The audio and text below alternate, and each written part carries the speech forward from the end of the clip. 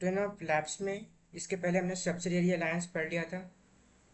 अब subsidiary alliance के बाद in case for example subsidiary alliance अगर आप डिफ़ॉल्ट करते हो तो ब्रिटिश को प्रॉफिट होता है, क्योंकि उनको उनकी टेरिटरीज मिल जाती है।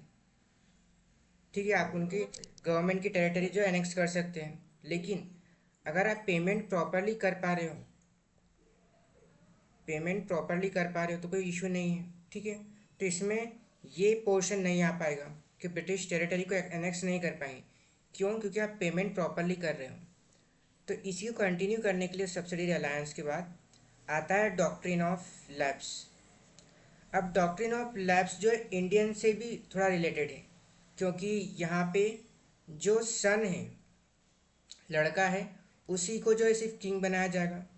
साथ में कुछ किंगडम्स में ऐसी प्रथा भी थी कि जो बेटा है वो खुद मतलब अडॉप्टेड सन नहीं होना चाहिए।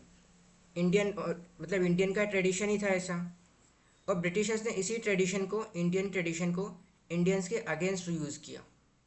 ठीक है, तो डॉक्ट्रिन ऑफ लैब्स में ब्रिटिशर्स क्या बोलते हैं कि अगर आपके पास सक्सेसर मतलब किसी भी रूलर के पास अगर उनका बेटा नहीं है जो अगर सक्सेसर बन सके, और एडॉप्टेड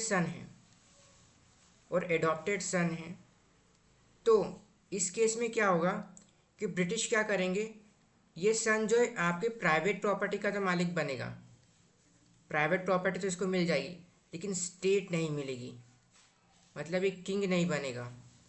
ठीक है, तो डॉक्ट्रिन ऑफ लैब्स में ब्रिटिश क्या करते हैं, अगर किसी रूलर ने एडॉप्टेड सन ले रखा है और उसको रूलर बना रहा है और उनके पास असली वारिस नहीं है इस किंगडम का, तो क्या करते हैं, उस किंगडम को एनेक्स कर लेते हैं उस किंगडम को एनेक्स कर लेते हैं। अब ऐसा ये क्यों कर सकते हैं, होते कौन है बीच में बोलने वाले। तो यहाँ आपको याद रखना है कि काफ़ी सारे रूलर्स ने सब्सिडियरी अलायंस साइन कर रखा है, और इस अलायंस में इन्होंने माना है कि ब्रिटिश जो है इंडिया में पैरामाउंट पावर है, मतलब काफ़ी स्ट्रांग है, सबसे ऊपर यही है। तो इसी कारण doctrine of labs Britishers use कर पा रहे थे। Doctrine of labs Lord Dalhousie ने जो है इसको यूज़ किया था, कहते हैं इनके नाम पे, लेकिन इनके टाइम पीरियड में काफ़ी सारे रूलर्स के पास सिर्फ एडॉप्टेड सन ही थे।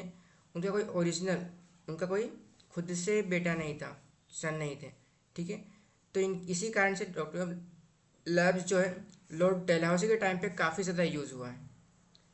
इसके बाद हम आगे चलते हैं। तो यहाँ पे कुछ रूलर्स ने सब्सिडियरी अलायंस साइन किया था, कुछ रूलर्स ने सब्सिडियरी अलायंस साइन नहीं किया था। फॉर एग्जांपल सतारा ने सब्सिडियरी अलायंस साइन किया था ब्रिटिशर्स के साथ। झांसी ने भी यहाँ पे सब्सिडियरी अलायंस ब्रिटिशर्स के साथ साइन करा था। ठीक है, बाकी सारे रूलर्स ने नहीं करा था यहाँ पे।